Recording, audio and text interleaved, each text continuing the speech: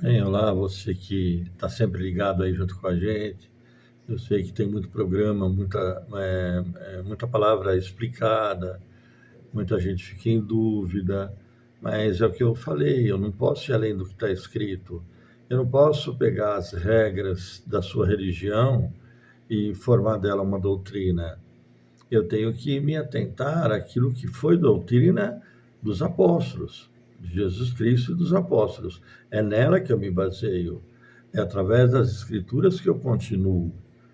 Como nós estamos falando sobre demônio, possessão, o demônio faz, eu acho que o demônio ele não está aí aprontando tanto assim com as pessoas. Eu acho que ele está aprontando mais dentro das religiões, digamos, igrejas, porque é uma distorção muito grande do que se faz. Sobre batismo, batismo nas águas. O batismo era de João Batista, o batismo não era, o batismo nas águas era o batismo de João. Lá no livro de Atos você vai entender, eu vou ler alguns trechos hoje, que se a gente se apega à leitura da Bíblia, cansa um pouco o vídeo, mas é importante a gente fazer as leituras para que haja aprendizado, para você ter familiaridade com a palavra genuína. Antigamente, a gente ouvia ministrações em hebraico, no, no catolicismo, a gente via é, em outras línguas. Então, é difícil você compreender a palavra se você não tem a palavra concreta, bem dita, bem falada, explicada. Já visto que nós temos até problema de traduções da Bíblia. Tem em Romanos 12, fala de culto espiritual e culto racional nas Bíblias. O culto é racional, é com a inteligência que você aprende a palavra de Deus, não é pelo espírito. As pessoas querem pôr as mãos nas pessoas, elas começarem a falar, a entender. Então, se falando sobre demônio, olha que interessante. No livro de Atos do 18, nós falamos de Marcos 16, que foram os apóstolos que deram continuidade à palavra de Cristo, foram os apóstolos. Não foi eu, nem você, nem ninguém, foram os apóstolos. Então, são eles que têm toda a autoridade a prosseguir com a palavra de Deus. E não passaram autoridade para ninguém, para prosseguir. Jesus passou a autoridade para que os discípulos prosseguissem. Mas para que os discípulos dessem autoridade para alguém prosseguir, fica diferente. Olha que interessante. Chegou em Éfeso um certo judeu chamado Apolo, natural de Alexandria, homem eloquente, poderoso nas escrituras. Quem era Apolo? Um cara poderoso nas escrituras. Quem era Paulo? Poderoso nas escrituras. Paulo conhecia toda a lei, sabia tudo que era profecias da vinda de Cristo. Todas as profecias, todas as mensagens têm fundamento bíblico. Lembra da mulher do fluxo de sangue? A mulher do fluxo de sangue. A mulher do fluxo de sangue falava assim: se eu só tocar na orla das vestes dele, de Jesus, eu vou ser sarada. Nossa, então saía milagre daquela orla? Não, de maneira nenhuma. Ali saiu uma ordenância para quem cria na palavra de Deus. E se acreditasse na palavra de Deus, aconteceria. E Jesus praticou a cura para os judeus. Fora de Jerusalém não houve cura. Jesus praticou a cura para os judeus, porque a nação judaica foi uma nação criada por, por sinais. Quando a nação foi tirada do Egito, Deus chama Moisés e fala assim: vai, Moisés, vai tirar minha nação de lá do Egito. Ele falou: mas como é que eu vou sozinho? Ele falou: não, eu vou com você. E você me prova que está comigo? Moisés questionou Deus. Ele falou: pega a tua mão e coloca nas suas vestes. Ele colocou, tira a sua mão, tirou, a mão estava leprosa. Ele ficou: nossa. Ele falou: põe de novo. Ele colocou, tira agora, tirou, estava sarado. Primeiro sinal para a nação de Israel: milagres. Então, a nação de Israel só conheceria o Messias com sinais. Nós não. Nós conhecemos por causa da morte e ressurreição. A igreja acredita no Messias porque ele morreu e ressuscitou. É o maior sinal. O maior sinal foi deixado para nós. Uma cura para morrer de novo, uma ressurreição, curar Lázaro estava morto, ressuscitou, e daí? Morreu de novo. Agora você, como igreja, acreditou na morte e ressurreição de Cristo, você não morre mais, você vira eterno. Agora, onde você vai buscar essa eternidade? Nas batatadas? Nas coisas que você ouve por aí? Porque a gente ouve cada uma que não tem como. Você vai para o céu de que jeito? Para quê?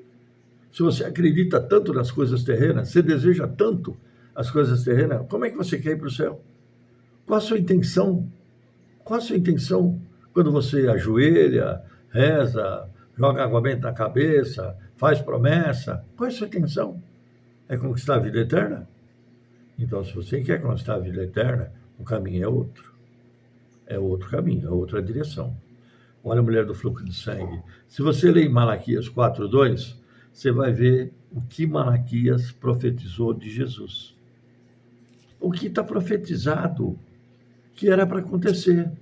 Quando Pedro estava andando sobre as águas, Pedro falou, é um fantasma. Ele falou, é um homem de pouca fé. Por que você duvidou? Ai, Pedro, você não duvidou, você não andou sobre as águas, você teve dúvida.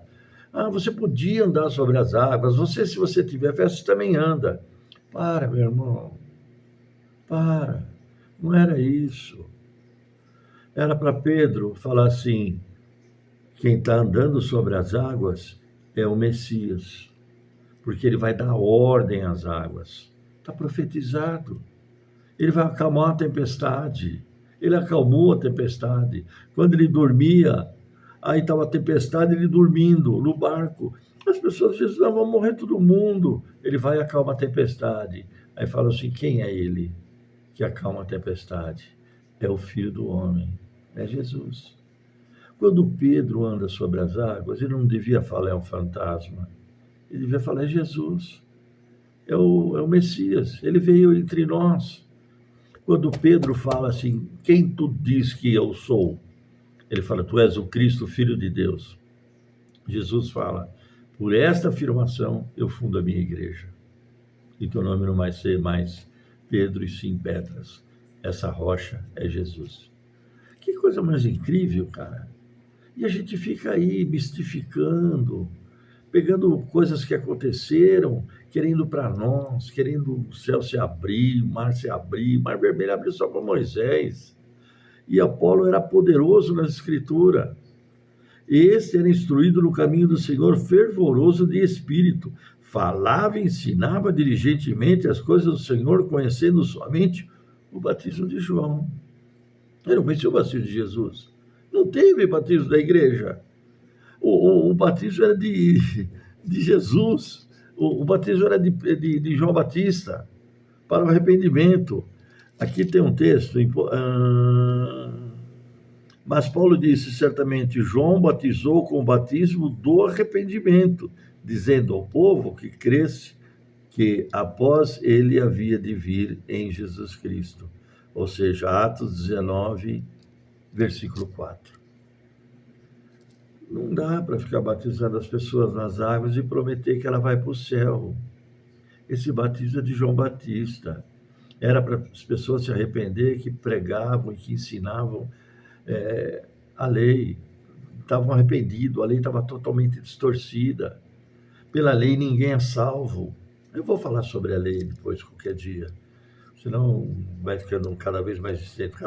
Cada vez que eu estou falando sobre o assunto, eu tenho que abrir um parênteses. É lógico, a gente precisa aprender. A gente não pode continuar do mesmo jeito. Tem pessoas que acham que porque fazem... eu escutei uma regrinha outro dia, que o melhor da promessa é pagar ela. Você sabe o que aconteceu. Eu vou te dizer uma coisa, meu amigo, minha amiga, que pensa assim, o pior é pagar a promessa, porque você foi enganado. Ah, mas eu alcancei a graça. Você alcançou a graça porque você trabalhou, porque você estudou, porque você fez alguma coisa. Mas Deus não dá nada de graça, não. A salvação tem que atender a Ele, a palavra dEle, conhecer as Escrituras, tem que ter sabedoria. Quem era Apolo? Experiente e eloquente, poderoso nas Escrituras. Apolo foi um ministro de Paulo. E ele disse, essas coisas eu experimentei primeiro a mim e a Apolo. Eu falei no outro vídeo, não ia além do que está escrito. Paulo não ia, nem Apolo ia além do que está escrito. Mas deixa eu falar uma coisa aqui. No 19, no 11, falando sobre demônio, e Deus pelas mãos de Paulo fazia maravilhas extraordinárias, de sorte que até lenços e aventais se levavam ao seu corpo, os enfermos, as enfermidades fugiam deles e os espíritos malignos saíam. Quem era essa pessoa? Era Paulo. Quem foi Paulo? Discípulo da igreja. O que aconteceu com Paulo? Paulo era poderoso na escritura. Ele matava em nome de Deus, porque ele usava a lei. Ele era fervoroso. Jesus Cristo, vai, chama ele para mim, que esse cara vai ser poderoso para mim. Ele vai sofrer comigo. E sofreu com Jesus, sofreu, mas continuou firme, porque sabia que era verdade. Ele entendeu a verdade. E aqui ele segue como apóstolo. E as pessoas põem um lenço nele. Você já viu isso nas igrejas? As pessoas passam lencinho, pegam na mão, bênção, põe a mão na cabeça. Paulo fazia isso porque dele saía a virtude. Era um homem poderoso nas escrituras, conhecedor como Apolo. E ele diz assim, e alguns dos exorcistas judeus, porque, veja bem, até a cruz, depois eu vou ler Colossenses, segura aí, até a cruz, os demônios se manifestavam. Quando Jesus morre na cruz, alguma coisa aconteceu. Isso não é possível, Jesus morrer na cruz e ressuscitar e não acontecer nada. Não é bem? Você que crê nisso, você que pula, saracoteia, faz como é que chama? Sapatinho de fogo, você não entendeu nada lá na cruz? Vamos falar sobre isso. Alguns exorcistas judeus ambulantes tentavam invocar o nome do Senhor sobre os que tinham espíritos malignos, dizendo, conjuro-te por Jesus a quem Paulo prega. E os faziam isto 7 filhos de Seva, judeu principal dos sacerdotes. Respondendo, porém, o espírito maligno disse, conheço Jesus e bem sei quem é Paulo. Olha, o demônio falou, ele conhece, sei quem é um e quem é outro. Aquele Jesus lá de Gadareno viu Jesus, foi adorar ele. E saltando neles o homem que tinha o espírito maligno, assenhorando-se de todos, pôde mais do que eles, de tal maneira que nus e feridos fugiram daquela casa. Tomaram uma surra do demônio, não é? E eu acho que eu não vejo isso nas igrejas, não. Eu vejo muito demônio, todo culto, manifestar no mesmo sujeito. E o cara expulsa e passa a noite. Eu cansei de ver gente passando a noite, eu passei a noite expulsando demônio, e o demônio não sai. Aí o cara vai embora para a casa dele, volta no outro culto e continua tudo igual, e nada vai, nada muda. Ué, mas será que acabou esse negócio aí de demônio? Que aqui está dizendo que os caras continuaram expulsando o demônio deu uma surra neles. Colossenses, capítulo 2, lá no versículo 2, é bom você um dia pegar aí e ler umas 10, 15 vezes o livro de Colossenses, capítulo 2. É um estudo que eu dou para crente, católico, todos esses caras que são religiosos, né? Eu falo, pega aí, lê umas 10, 15 vezes, mas não entende. Exortação à firmeza. Colossenses 2.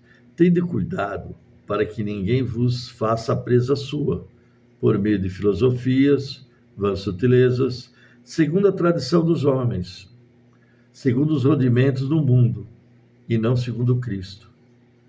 O que acontece? As pessoas põem rudimento, costume, tradição. A igreja de Pérgamo, no ano 70 da era cristã, O templo foi derrubado no ano 70. Acabou o templo, não tem mais. Mas Jesus disse que essa igreja, onde estava o trono de Satanás, dentro da igreja o trono de Satanás. Por quê? Porque as pessoas vão obedecendo a homens. Os homens inventam uma coisa, inventa outra, outro faz, outro faz, outro faz, outro faz. Expulsa esses demônios, esses caras que têm problema emocional, esses caras que estão passando problema, dificuldade, estão com a alma doente, sacrificada, procura um psicólogo, sai da igreja, cara. Os caras vão matar você, faz você beber óleo. Já cansei de ver crente fazendo o cara beber óleo, beber água benta, põe, joga água benta no cara, lambuza o cara todo. Não acontece nada. Depois ele se liberta, não. Depois ele começa a entrar na sociedade e fala: se eu não aceitar isso aí, eles vão arrancar meus cabelos. Já vi. Aqui está. Tende cuidado para que ninguém vos faça presa sua por meio de filosofias, vãs sutilezas, segundo a tradição de homens. Colossenses, capítulo 2, versículo 8. Aqui é uma enormidade de ensinos, mas eu queria só ir com você lá no versículo Colossenses 2, aqui, continuando. Porque nele habita corporalmente toda a plenitude da divindade, em Cristo. Em Cristo, não em outra pessoa, nada. Estás perfeito nele, que é a cabeça de todo o principado e potestade. Principado e potestade, ele é a cabeça de todos os demônios? Parece que está dizendo isso a Bíblia, não é? Se ele é o cabeça de tudo, alguma coisa ele fez. Presta atenção numa coisa. Você acha que esse Deus que morreu, ressuscitou, fez você imagem e semelhança dele? Presta atenção nisso que eu estou falando, isso é importante. Fez você imagem e semelhança dele, diz que ele é o cabeça de todo principado e potestade. Ele vai deixar um demônio te possuir, mais forte que você, mais poderoso que você não consegue ver? Você vai lutar com ele como? Você não consegue ver? Ué, então para que Cristo? Para que aceitar Jesus? Fica na macumba, vai fazer outra coisa. Vai tomar charutada, banho de pipoca para tirar os demônios. Agora, se aceitou Cristo, acabou. Nele está corporalmente todo o domínio de principado e potestade. Se aceitou Jesus, acabou. Você vai na igreja, aceitou Jesus, entendeu o plano de salvação. Cada vez que você vai no culto, você arruma outro demônio. Tem demônio para tudo. Todo culto se arruma um demônio diferente. Todo culto eu vou ter que encerrar, 18 minutos. Ah, meu Deus, queria continuar muitas horas com vocês. Tem muita coisa para falar. Eu vou tentar continuar. E Colossenses capítulo 2 é muito importante.